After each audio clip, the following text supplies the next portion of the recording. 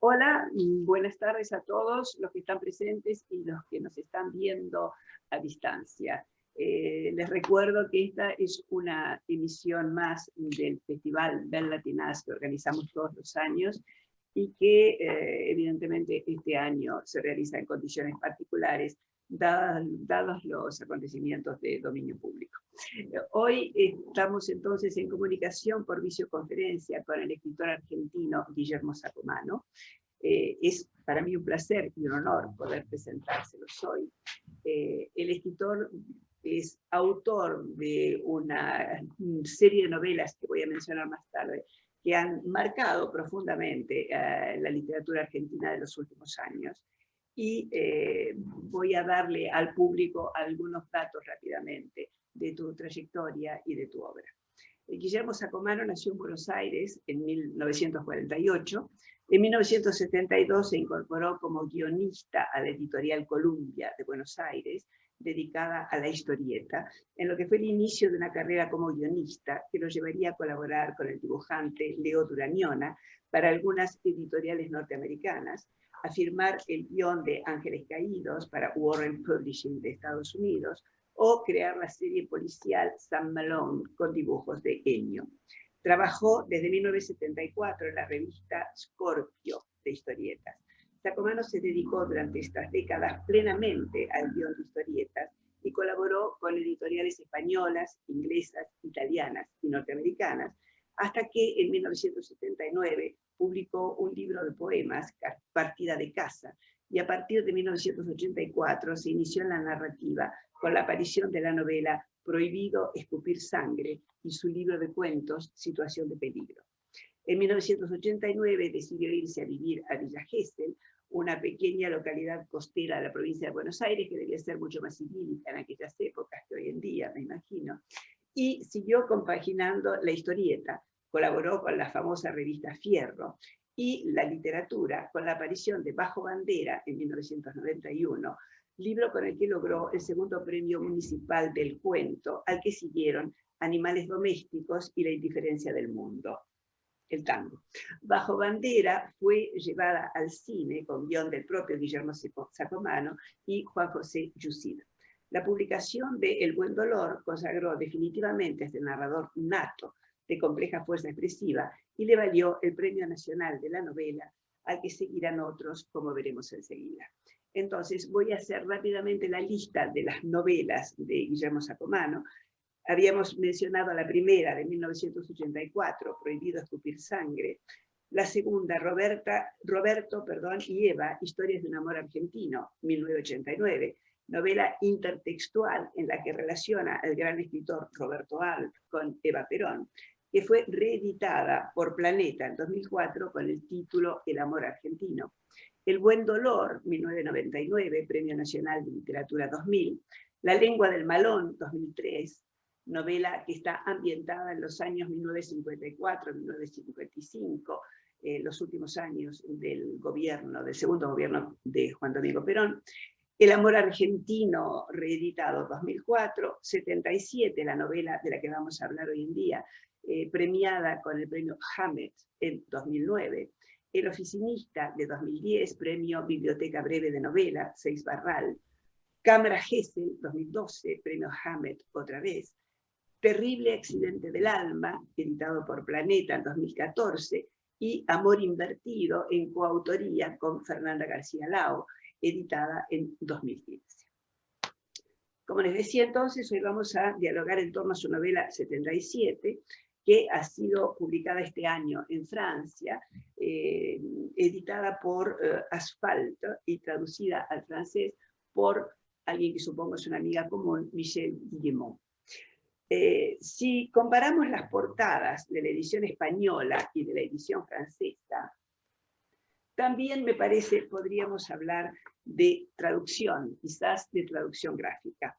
En la edición española, las dos cifras del año 77 aparecen en rojo sobre un fondo inequívocamente negro, lo que puede evocar diferentes connotaciones cromáticas: la sangre, lo diabólico, la noche, la muerte. todos ellos significados profusamente representados en la novela. De la connotación pasamos, con la portada francesa, a la explicitación. La cifra designando el año está completa, 1977, y se inscribe sobre un fondo de figuras de militares armados y la silueta de un coche, que seguramente debe ser un Falcon, modelo de triste memoria para los argentinos. En efecto, la novela y su título aluden al año 1977, segundo de la feroz dictadura militar que asoló Argentina entre 1976 y 1982.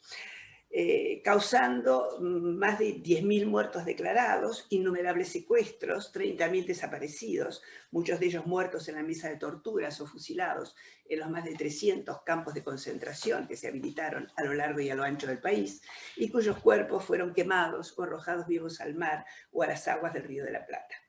La furia homicida no respetó ni a las mujeres, que fueron casi sistemáticamente violadas en cautiverio, además de sufrir los otros métodos de tortura, ni a los niños, como lo prueban las declaraciones recogidas en el transcurso de los juicios por delitos de lesa humanidad. Se calcula que más de 500.000 niños fueron apropiados, sustraídos a su identidad y a sus familias, de los cuales han sido recuperados 130 hasta la fecha. El año 1977 fue aquel en el que la represión alcanzó su mayor grado de contundencia y de indiscriminación, el año en que el país entero se convirtió en un campo de concentración y en el que el miedo y la muerte invadieron las casas y las conciencias. Ese es el año elegido por Guillermo para situar su novela, que comienza con esta interrogación: ¿cómo se cuenta el espanto? Y expresa desde la primera página su objetivo. Voy a hablar del terror y la locura, más parado en la confesión que en el cuento. Desde ese punto de vista, desde esa inserción histórica, podríamos decir, Guillermo, que 77 es una novela de terror, aunque formalmente no responda a las características del género tal y como se lo conoce habitualmente.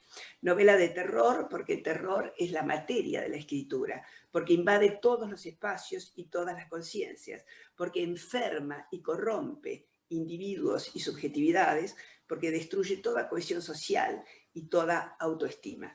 Voy a resumir muy rápidamente el guión de la novela para que podamos pasar a las preguntas.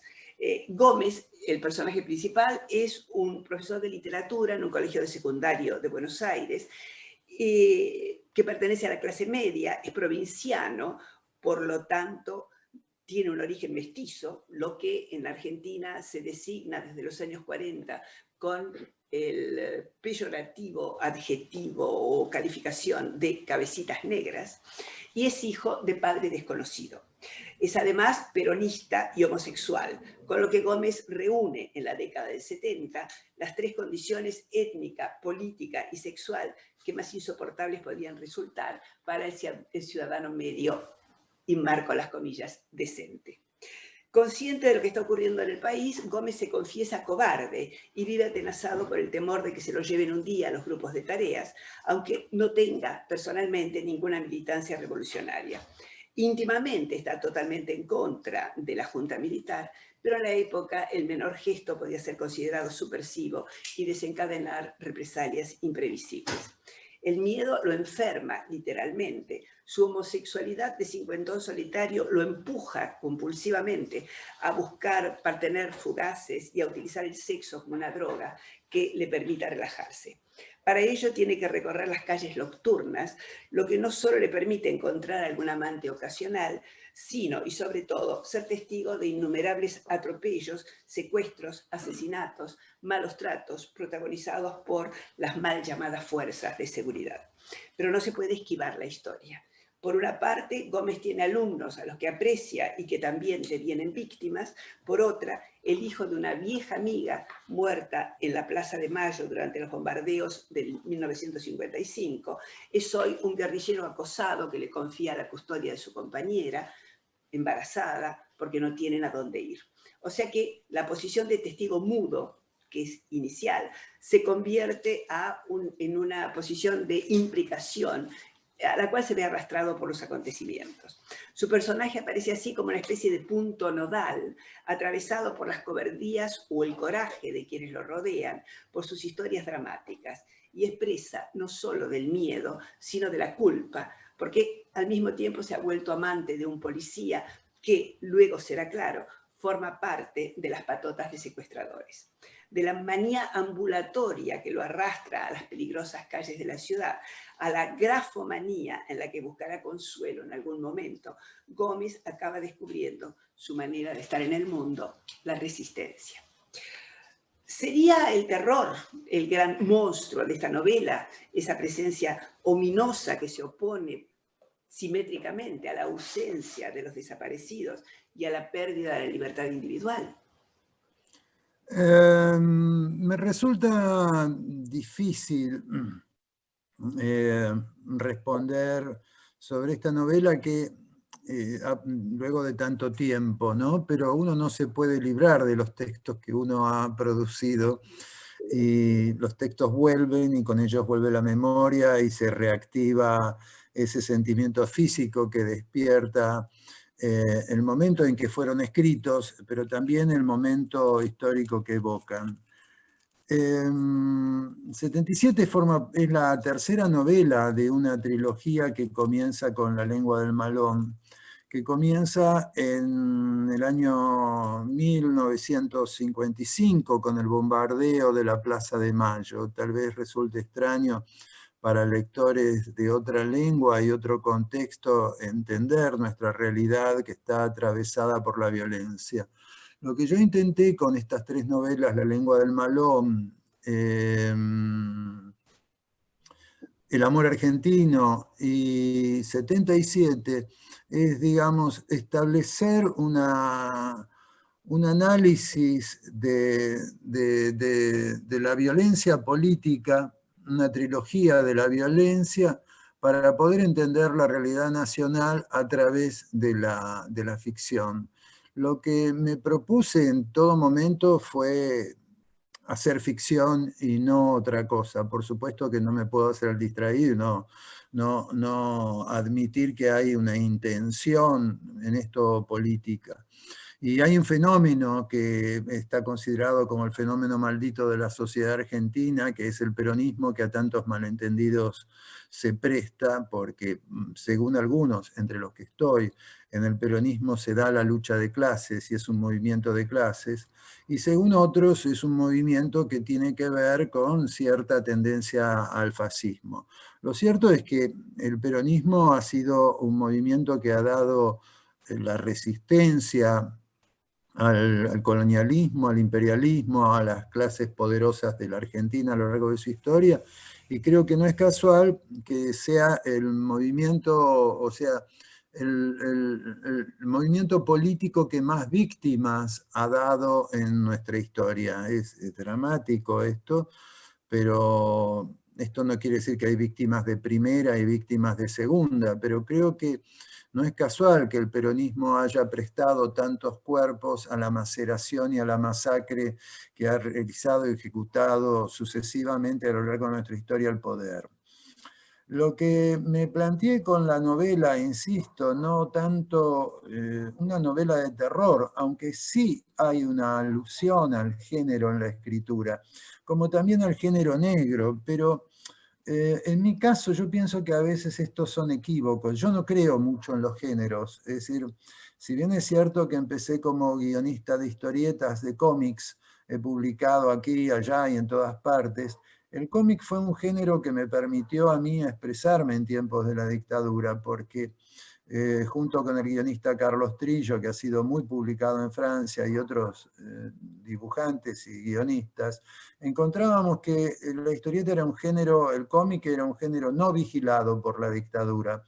No vigilado, ¿qué quiere decir? Que se consideraba una lectura menor, una lectura fuera de los cánones de prestigio, y por lo tanto era una lectura para chicos o para infradotados, si se quiere, para un público con menor conciencia de lo que estaba leyendo, ¿no? Entonces, a través del cómic uno podía transmitir o podía vehiculizar determinados mensajes que desde otros géneros, la novela tradicional, no podían ser publicados. Así que no creo mucho en los géneros, en tanto la diferenciación en una cuestión de de prestigios o jerarquías. Cuando me senté a escribir la primera secuencia, que fue La lengua del malón, de esta trilogía sobre la violencia, pensaba inmediatamente en dos momentos. Pensaba en el Martín Fierro, un texto fundamental para la historia de la literatura argentina, que es un texto gauchesco, un texto poético. Pensaba también, y ahí las primeras imágenes, en el acorazado Potemkin de Eisenstein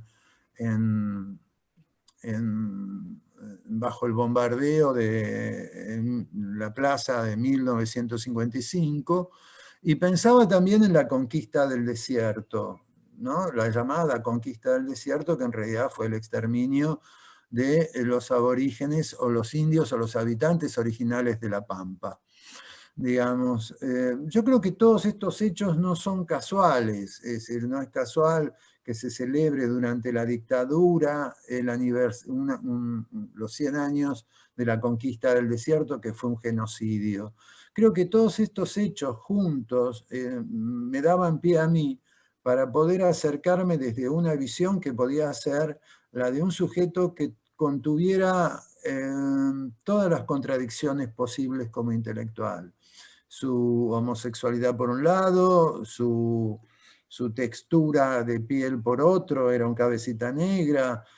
Por otro lado tenía simpatías por el movimiento nacional y popular, pero también le apasionaba la literatura inglesa. Es decir, cómo se combustiona todo esto en una subjetividad.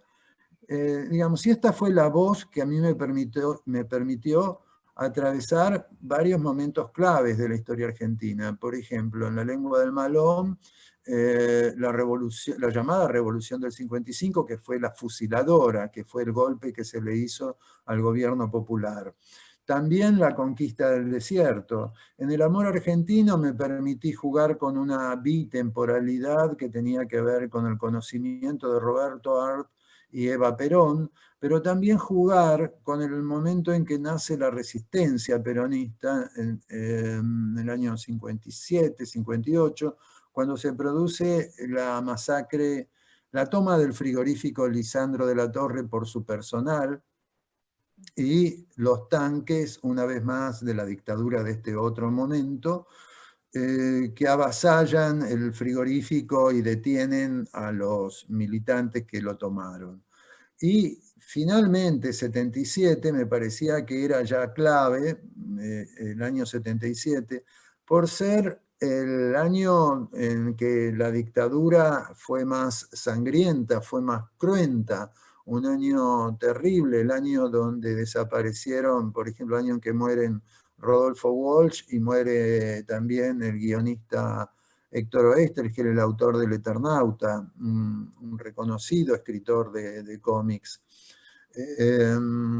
Entonces, digamos, todos estos elementos a mí me parecían como una fuente inspiradora e inagotable con recursos y potenciales literarios de sobra. Lo que intenté hacer es captar eso que estaba en el aire, captar ese repertorio de significantes tan fuertes que tienen que ver con la violencia y cómo la violencia ha marcado nuestro país. Ahora, yo podría decir también, bueno, no estoy hablando de nuestro país, estoy hablando de mi propia historia, porque si yo pienso mi propia historia, son más aquellos años que yo viví bajo regímenes autoritarios que los años que viví en democracia, ¿no? Este es el dilema de mi generación. Yo soy de una generación que está bisagra entre el 60 y el 70, la generación de los desaparecidos, 30.000 desaparecidos. Esto no es chiste, ¿no? Entonces, uno, aun cuando no quiere hacer literatura política, y yo he intentado también hacer algún tipo de otra clase de ficción, como en el caso del Oficinista, que fue traducida también por Asphalt, con el título de L'Employé. Creo que tengo 3 novelas traducidas en Francia, todas por Asphalt. Creo que uno no puede esquivar de su propia historia, ¿no? Aun cuando intente hacer ficción o intente escribir cómics, y esta violencia que atraviesa la historia atraviesa mi historia. Esto como para dar un marco entre de experiencia y teórico a la vez. No me voy a poner derridiano y hacer una deconstrucción de mi obra, porque creo que no hay nadie peor que un autor, nadie menos indicado que un autor para hablar de su propia obra. Yo puedo aportar motivaciones, puedo aportar algunas claves, algunas pistas, pero me cuesta entrar desde otra perspectiva que la autoral, digamos, ¿no? La de quien escribe, me cuesta, es decir, para eso está la crítica. De acuerdo, gracias por la pelota que me tiras.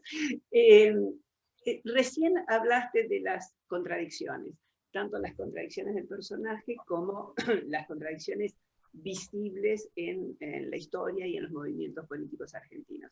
Y estas dos cosas me interesan porque hay muchísimos personajes del 77 que son peronistas, pero van de un registro de un extremo al otro. Es decir, el papá reaccionario, el guardián de El marino. es peronista y es horrorosamente reaccionario y autoritario.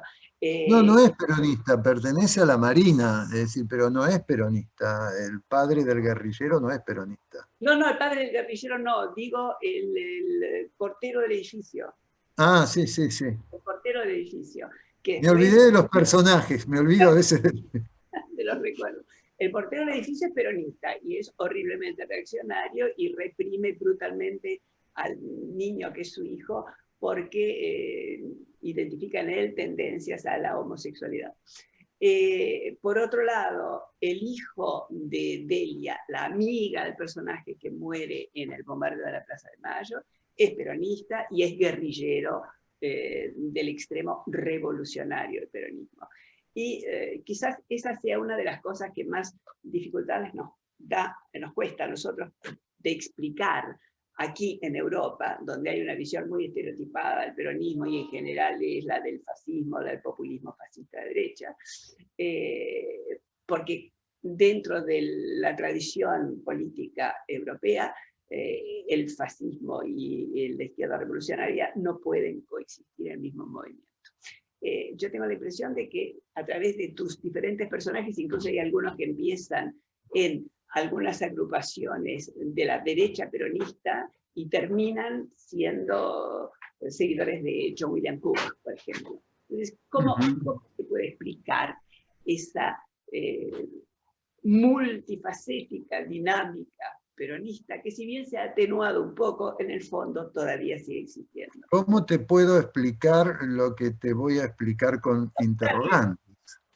Es decir, tengo interrogantes. Me interesa siempre más los interrogantes que las respuestas. Yo te podría decir, yo me crié en un hogar casi proletario, diría clase media baja, con un padre socialista, militante perseguido por el peronismo, que después revió su antiperonismo después del bombardeo, con una madre que no era socialista, pero que era, digamos, partidaria de Evita y de sus conquistas sociales.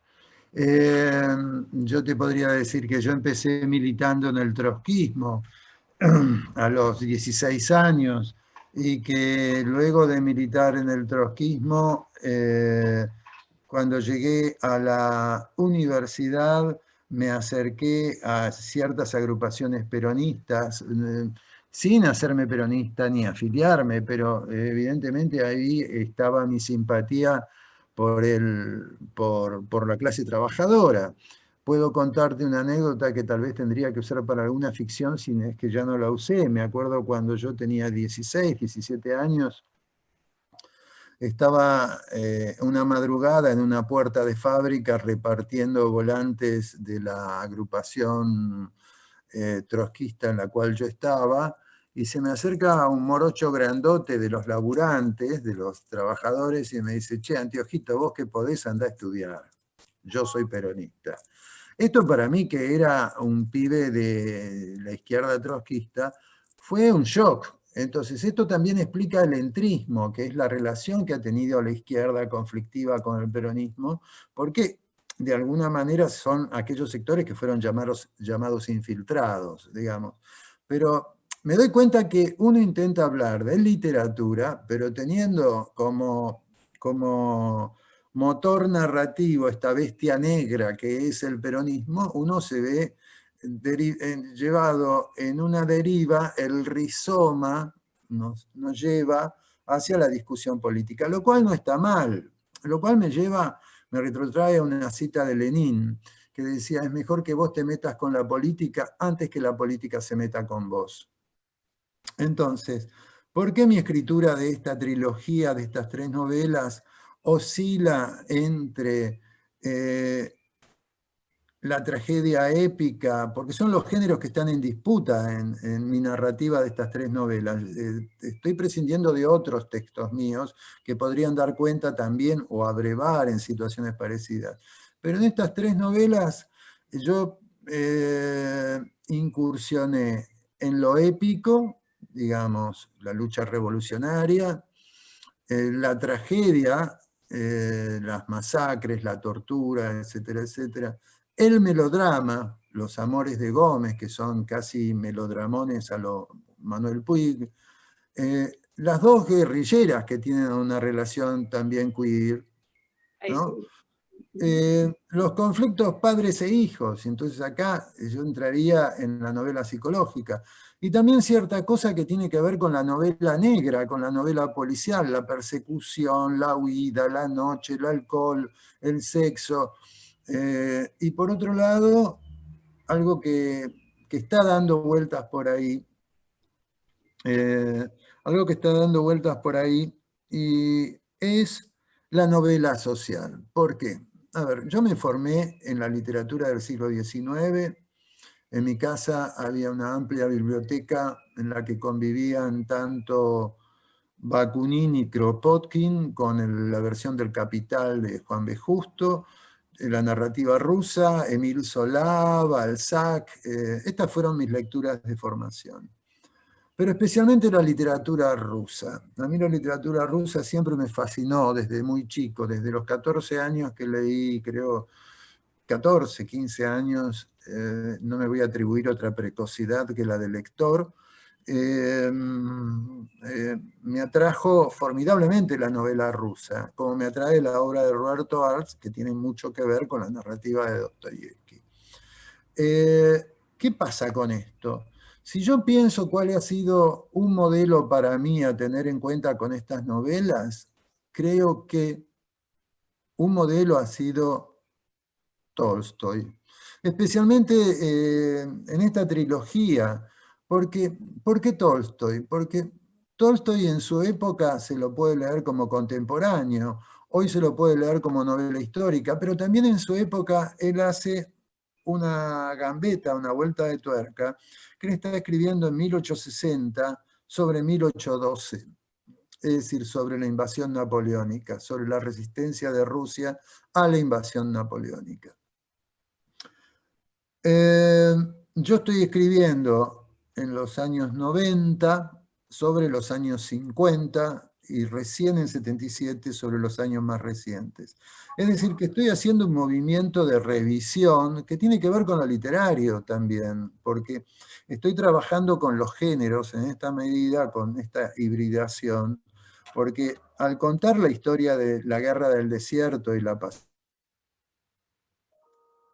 de una cautiva con el indio que la secuestra, es decir, yo recurro al western en La lengua del malón. Como acá, en esta novela, en 77, intento una parodia de Stephen King, y hay una alusión al Eternauta de Oesterheld, y la alusión a Stephen King pasa con ese pibe que está encerrado en su habitación, que se ha vuelto loco, ha enloquecido, que la madre lo tiene cautivo, y de pronto se produce un hecho fantástico como que un picaporte empiece a girar enloquecidamente. Digamos, estos son gimmicks de la novela de terror. Para mí todo es válido cuando estás trabajando ficción. La ficción, una de las ventajas que tiene es que te permite manejarte, entender la realidad desde otro lugar. Yo me pregunto también, aunque creo que en mi pregunta hay una respuesta, hasta dónde la ficción no dice más de la realidad que los textos historiográficos o que los textos de análisis sociológico, o que cuando se busca explicar, esto tiene que ver con una cuestión que es la lectura. Cuando uno no entiende qué pasa en un país en la página de economía, tiene que ir a la página de policiales, donde ahí hay relato puro. En la página de policiales te explica los engranajes de poder, cómo funcionan, digamos que es mucho más ilustrativa. La página de policiales, la sección de delitos, entre comillas, y de crímenes, te está diciendo de una sociedad mucho más de lo que te dice el diario, mucho más de lo que te dice el suplemento de costumbres o el suplemento de miscelánea o de vida cotidiana. En esa medida a mí me parece lícito emplear todos los recursos posibles cuando escribo una novela. Por eso me resisto a decir, bueno, es una novela política. Es una novela política, claro, esto, en superficie, pero también yo creo que hay otra discusión política que está dada desde el lugar del lenguaje, que es el lugar del escritor. Porque nuestra manera de cuestionar lo político es a través del lenguaje, que es nuestra herramienta, que es nuestro medio, digamos, no es desde otro lugar que se puede cuestionar. Es decir, y si lo llevo lo extremo, llevándolo a un lugar del cual no se habla mucho, porque los narradores no son muy afines a hablar de poesía, no es mi caso, porque si hay dos presencias que atraviesan primero la lengua del Malón, está la poesía de ese momento, está el Martín Fierro, que es poesía, y la sombra de Alejandra Pizarnik anda por ahí dando vueltas en 77, digamos, ¿no? Que es la gran poeta de los últimos años, digamos, una poeta insignia no solo de la generación del 60 y el 70, sino cuya vigencia se puede respirar hoy. Entonces, también está el hecho poético, es decir, esta es la parte que a mí más me interesa de la literatura. Es decir, porque la violencia no pasa en la literatura, no pasa por describir la violencia.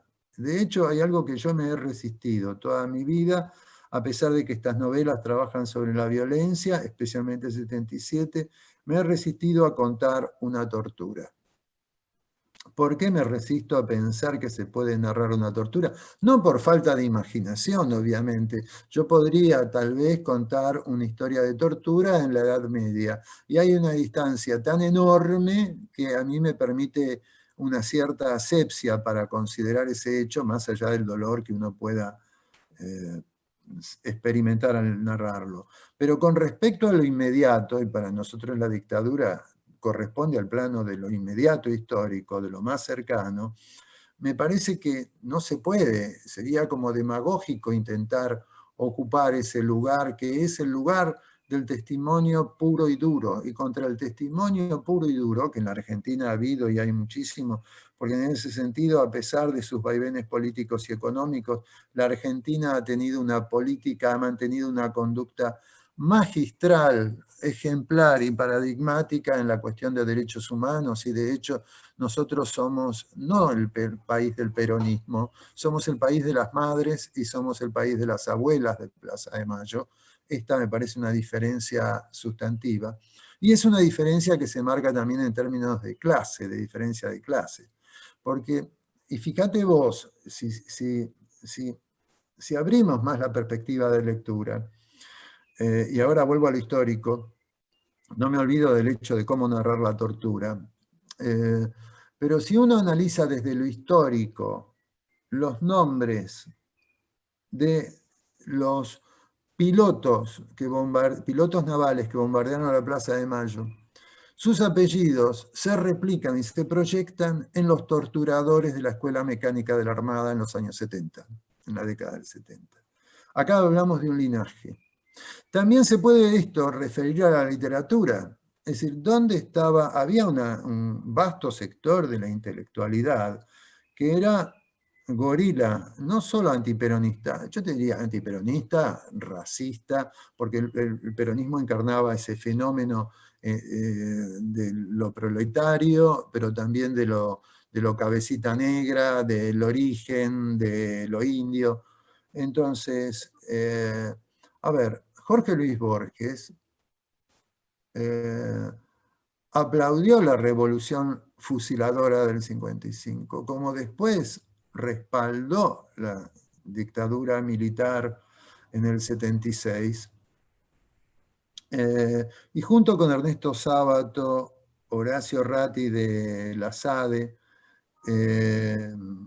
y quién más, y el padre Leonardo Castellani, acudieron como invitados a un almuerzo de Videla. Yo creo que lo cuento en la novela.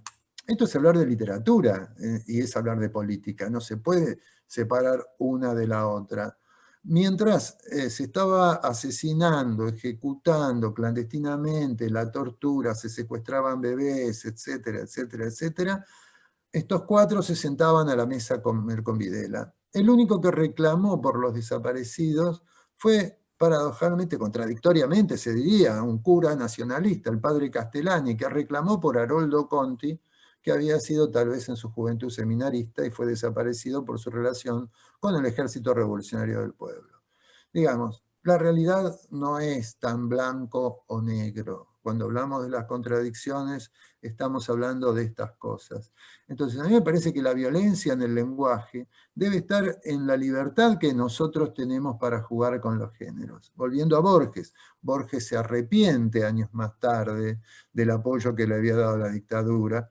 Borges reconoce a las madres de Plaza de Mayo, celebra la lucha de las madres. Y si nos remitimos a un artículo de Borges, ya que Borges es como una figura iluminadora y fatal para los escritores argentinos, porque no se puede ir muy lejos de Borges, ¿no? En un artículo de los años 20 o 30, Borges, en un artículo que se llama El escritor argentino y la tradición, Borges plantea que si queremos ser sinceros y honestos escritores y medianamente buenos escritores, debemos hacerlo con la biblioteca de todo el planeta. ¿Qué quiere decir esto? Que al tener una historia literaria corta, esto nos da una gran libertad. Yo creo que fue Deleuze, Guattari, uno de ellos que habló de las literaturas, no menores, le dio otro nombre, Kafka también habla de esto, que son como las literaturas secundarias, y son estas literaturas chicas las que pueden tener la libertad de apropiarse de todas las bibliotecas del planeta. Es decir, de hecho, si nosotros pensamos en Kafka, Kafka es un pibe que nació en Praga, pero que escribe en la lengua dominante del dominador, que es el alemán, y transforma el idioma alemán, siendo él judío y de un sector, digamos, minoritario culturalmente. La Argentina, con esa escasa historia literaria que tiene la libertad de poder jugar con toda la biblioteca del planeta. Esto quiere decir jugar con todos los géneros, que es lo que ha hecho Borges. Y es en este lugar donde hay una violencia también, la violencia de los textos que discuten con otros textos, porque mi intención con esta trilogía es discutir con otras literaturas de mi país. Es decir, tiene también tu linaje, como decías vos, artiano. Exactamente, que tiene que ver con Roberto Al, que es otro de los autores que a mí me formó, cuando yo también tenía 15, 16 años y leía tanto a Dostoyevsky como a Roberto Al, El juguete rabioso, Los siete locos. Pero además, bueno, en 77 hay una cantidad de alusiones directas e indirectas a la obra de Roberto Arlt. No solo lo citás en un momento dado con respecto a su trabajo sobre el ocultismo en relación con el vidente de la novela, sino que además la novela tiene una construcción similar a la de Los siete locos y los lanzallamas, en la medida en que hay un cronista anónimo que recibe la confesión del personaje, que es Gómez, y que la transmite, que hace una especie de mediación de esa historia, que, como vos decís, es todo es negra, es melodramática, es sentimental, etcétera, etcétera. Y es una novela también fantástica. Como la historia de Erdogan. Y al mismo tiempo, quiero decir, el dispositivo narrativo es muy similar. En un momento dado, al final, en el epílogo, cerrás todos los hilos pendientes, atás todos los hilos pendientes, decís qué pasó con todos los personajes, igual que hace Roberto Arlt en el ciclo de Los Siete Locos y los Lanzallamas. Y además, cuando Lutz es descubierto como animador de una red de narcotráfico y pedofilia, etcétera, etcétera, hay 7 personas que son procesadas. Bueno, o sea que la referencia Las referencias están, y la relación con el ocultismo también tiene que ver con el peronismo. Sí. A ver, y tiene que ver con Roberto Arlt. Lo primero que publica Arlt, creo que en los años 20, es un artículo sobre las ciencias ocultas en la ciudad de Buenos Aires, donde habla de la condesa de Madame Blavatsky, habla de todos los personajes del ocultismo de la época, etc. La madre de Arlt, creo que si no era espiritista andaba cerca. Y el peronismo le entrega el Luna Park a la Escuela Científica Basilio, que es la organización de los espiritistas. Es decir, que Perón tenía relaciones con ocultistas, esto no cabe ninguna duda. De hecho, su asistente López Rega era llamado el brujo. Que esto tiene o no, es decir, a ver, esto está ligado también, se puede hacer una lectura arltiana desde este punto de vista de la realidad nacional. Entonces, cuando yo hablo del lenguaje, hablo de estas cosas no las inventé, estas cosas están ahí, solo hay que tener la libertad de tomarlas. Es decir, a mí Arlt y Dostoyevsky me permiten jugar, articular esta cuestión de los topos, llamémoslo de alguna manera, y tratar de trabajar una cierta polifonía muy sui generis, inspirada no solo en Bakhtin, sino más que en Bakhtin en la obra de Dostoyevsky. Es decir, estas son las lecturas que me formaron. Desde estas lecturas escribo. Yo creo uno, como escritor, y esto se da cuenta más a medida que pasan los años, uno no es solo su experiencia, sino que es la suma de sus lecturas, ¿no? De aquello que uno encontró en los textos. Y aquello que encontró en los textos fueron interrogantes que a uno le permiten hoy, en un momento tan terrible como este, como puede ser el de este virus que arrasa, sitia, nos corta libertades, propicia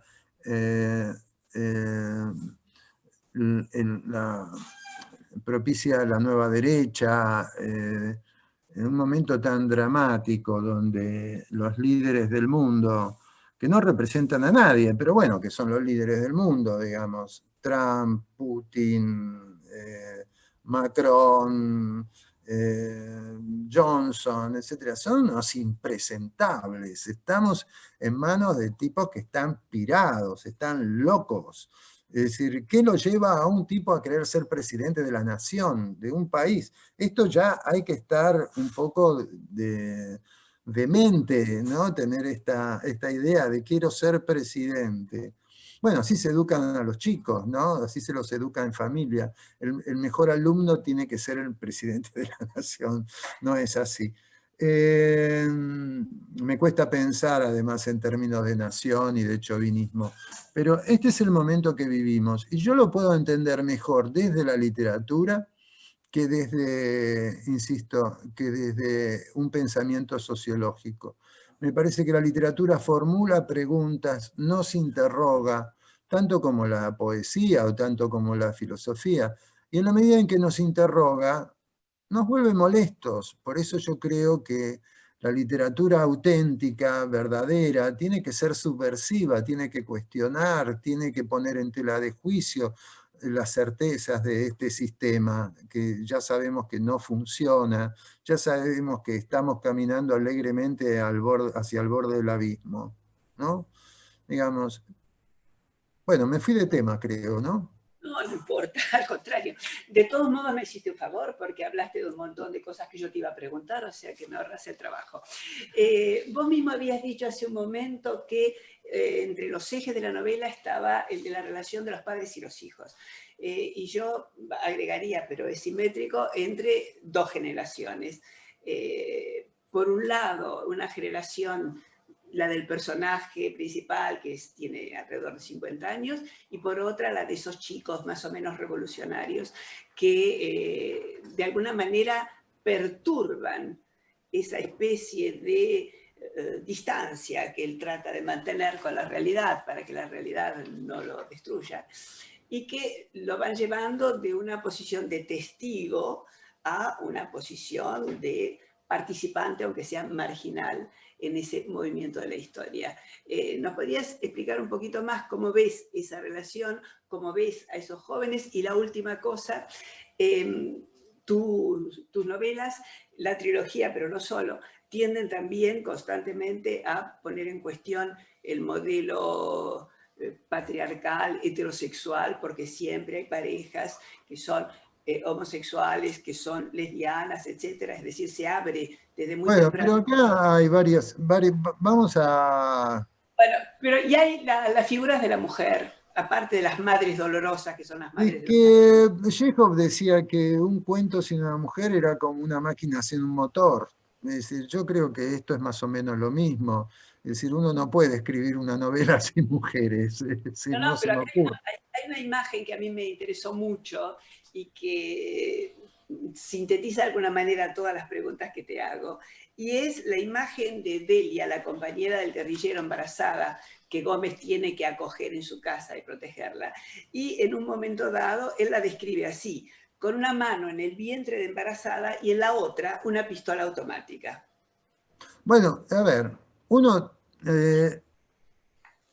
seguimos girando, por suerte, gracias a tu pregunta, alrededor del tema de las contradicciones. Primero quedó pendiente otra pregunta que me formulaste, que eran las relaciones conflictivas entre padres e hijos.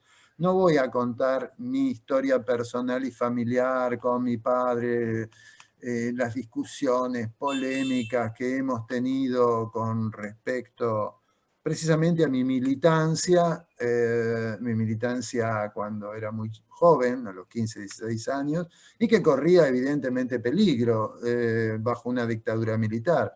Mi padre, que era militante y había sido militante, también había corrido peligro y sabía por qué pasaba ahí. Y precisamente después, más tarde, las discusiones que tuvimos también en torno al peronismo. Pero ¿sabes qué lo explica?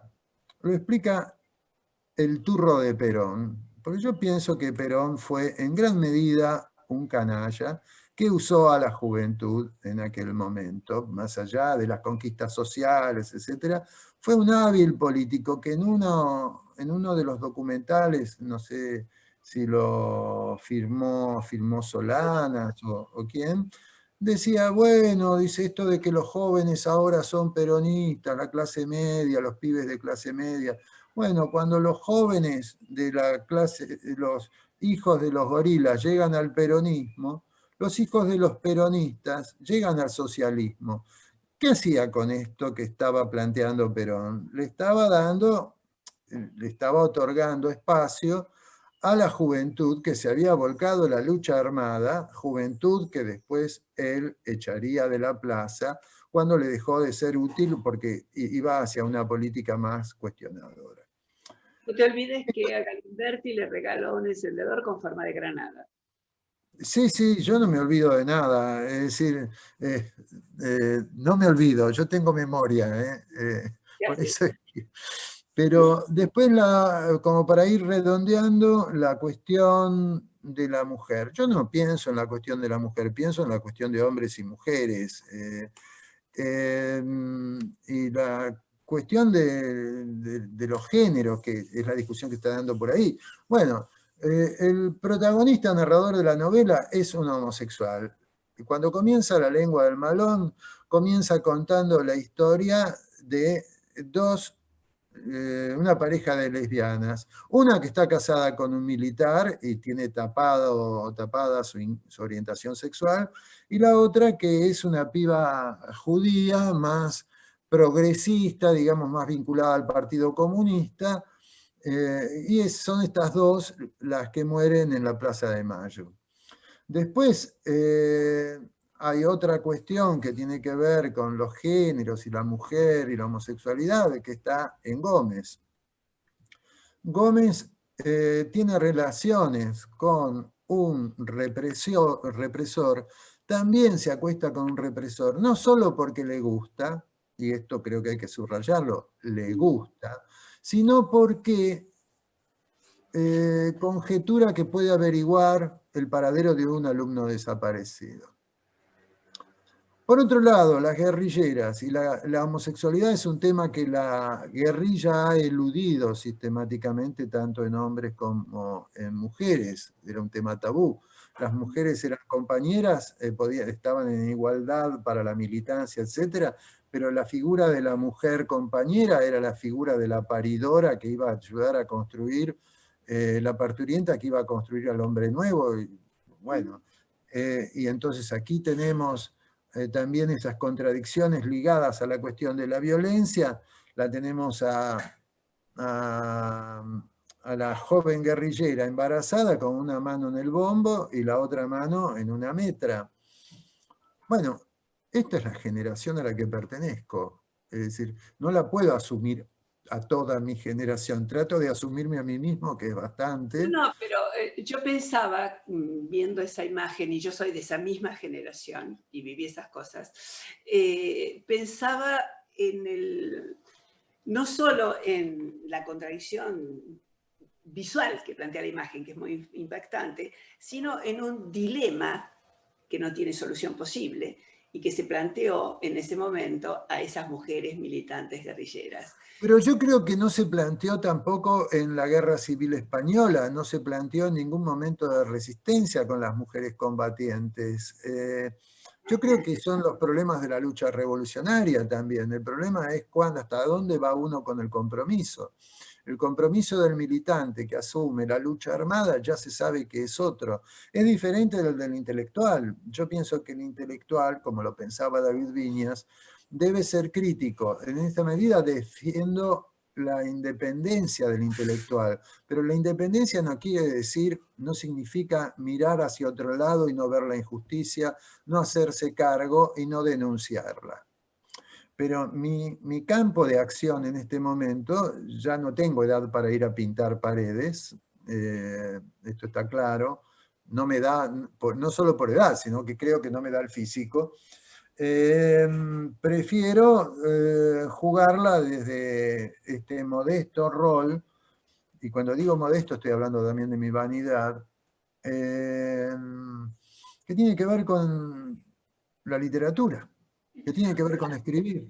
Una última pregunta entonces, porque Gómez es profesor de literatura, es también vocacionalmente, y aunque en un momento dado el manuscrito que va escribiendo a lo largo de la novela se pierda definitivamente, es vocacionalmente un escritor. Y la literatura no es solo su oficio como profesor o su vocación como potencial escritor, sino que además es su manera de ver el mundo. Es decir, él lee el mundo interpretándolo como si fuera un texto, él lee las cartas de las dos guerrilleras enamoradas y se imagina que está construyendo la novela.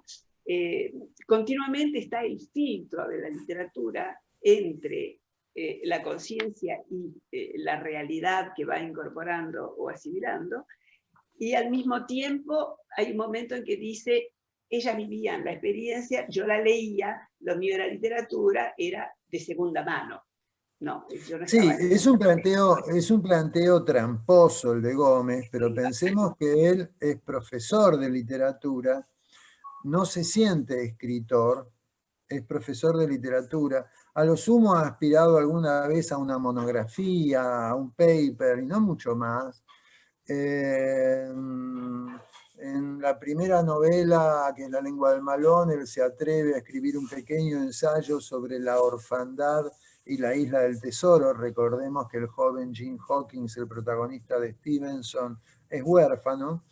Entonces no ha ido mucho más allá, pero es un tipo con sensibilidad para captar las contradicciones y leer la violencia de la literatura, de la enseñanza de la literatura, de lo que se transmite a través de la enseñanza de la literatura en las escuelas, que es una versión de la literatura patriarcal, rubia, machista, racista, etcétera, etcétera, etcétera. Así es como se enseñaba la literatura cuando yo la estudiaba en el colegio secundario, así era en la carrera de letras, así todavía sigue siendo en muchas escuelas, así sigue siendo en los programas educacionales. Me preocupa a veces mucho más luchar en el campo de la educación que discutir con los críticos, que creo que es más interesante, porque allí es donde se generan los moldes, la cuestión de la deformidad de la cabeza, ¿no? Bueno, ya. Pero en todo caso, el personaje en momentos en que no diferencia mucho la vida de la literatura. Es como si hubiera finalmente... Es que precisamente en esa contradicción que es por momentos una disyunción, es donde a él se le va la existencia. Es decir, para mí es un vehículo de la contradicción. Yo pienso de otra manera, mi personaje piensa eso. ¿Y vos qué pensás? Yo pienso cuando escribo, yo pienso cuando leo, cuando escribo. Cuando no estoy escribiendo no pienso, vivo. Te agradezco. Te agradezco. Te agradecemos mucho. Espero que no estés retrasado. Espero que nos veamos el año que viene. Exactamente. Urwa. Si el COVID lo quiere, aquí estaremos. Urwa, si hay después, aquí estaremos. Gracias.